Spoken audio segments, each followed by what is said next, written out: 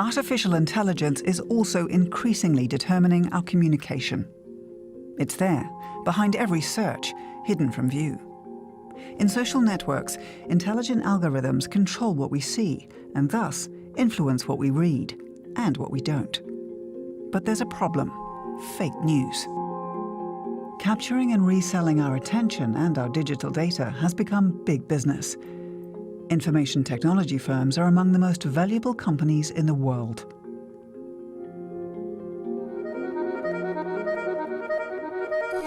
Facebook, YouTube, and Twitter have changed the media worldwide. But exactly what role do their intelligent algorithms play in the spread of fake news?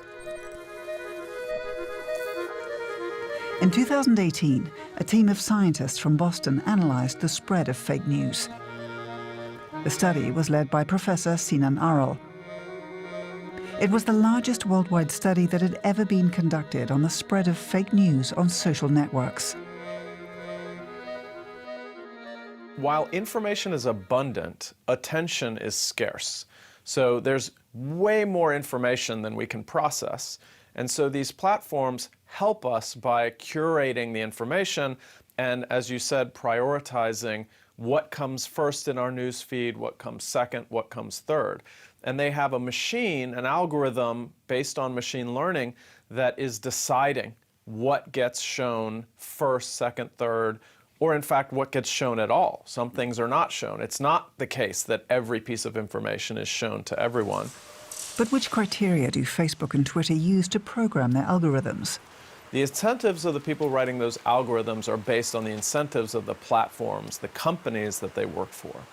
Those companies are based on an economic model of engagement. The more people are engaged, the more opportunities you have to show ads, and so you have more inventory for advertisements. But the second important reason is that the more people are engaged, the more you learn about who they are and what they like, and the more sophisticated the targeting is in terms of advertising. So engagement is a key factor for the economic success of the social media industrial complex. Daily internet usage is increasing worldwide. In 2018 in Germany, the average was over 3 hours a day. For younger people, it was just under 6 hours a day. Things that are exciting, novel, surprising, things that are potentially shocking are more likely to be engaging, clicked on, read, viewed, shared, liked, and therefore there are elements of the models that determine the news feed that favor engagement. The following case from Japan shows what fake news and social networks can lead to.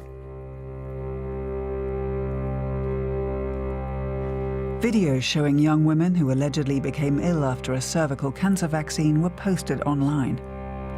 At the same time, unverified scientific studies were circulated on social networks. Both videos and studies were picked up by television. This led to the vaccination rate against cervical cancer in Japan falling from 70% to less than 1%.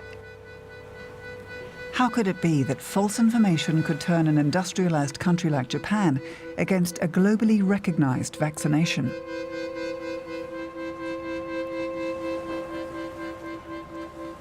Hamburg, where we meet Riko Muranaka. The doctor had tried to counteract the anti-vaccine hysteria and inform the public online. But then she was targeted.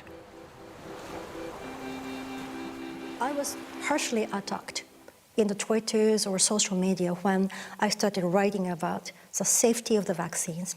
They even tried to threaten me by sending all those blackmailing messages to my family or me.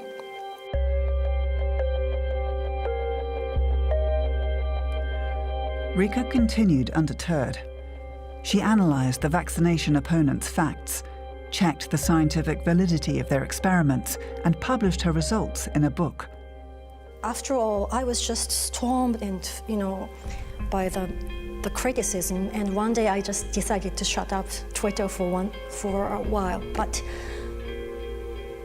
when I got the John Maddox Prize, Actually, John Murdoch's prize became a Twitter trend of Japan. But even that didn't change public opinion in Japan. Despite top scientists sharing Riko's view, she eventually lost the battle to fake news. They accuse me because my writing is wrong and my writing is giving wrong impact to the society and I'm hiding the truth. But it's not, it's the contrary. I'm telling the truth and people feel I'm hiding the truth. It's really interesting, isn't it? The WHO sees the anti-vaccine movement as a global health threat. In Japan, around 3,000 women will probably die every year from cervical cancer because they choose not to get vaccinated. Fake news can be fatal. The false information is moving through human society in a digital sense like lightning, while the truth is essentially, at the speed of molasses, sort of dripping very slowly from person to person to person. The spread of false information, shown here in orange, and correct information, seen here in blue. Sinan Aral has studied these patterns on Twitter more closely than anyone else. False news traveled further, faster, deeper, and more broadly than the truth in every category of information that we studied, sometimes by an order of magnitude difference. And this was particularly true of false political news, which was the most viral category of any type of false news that we studied. Fake news. We are fighting the fake news. As you say, fake news.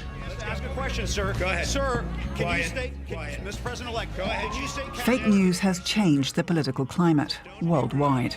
Can you give us a question? I'm not going to give you a question. Social networks and their intelligent algorithms are increasing division in society.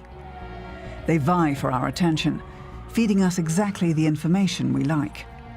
What counts are click rates, quotas, and length of stay, and not whether content is true or trustworthy. This personalized communication is dividing our society. Social networks assign each user a profile, depending on what she or he clicks on, reads, or watches. Those belonging to the red group here are mainly supplied with information that matches the red profile. Thus, a filter bubble is gradually formed.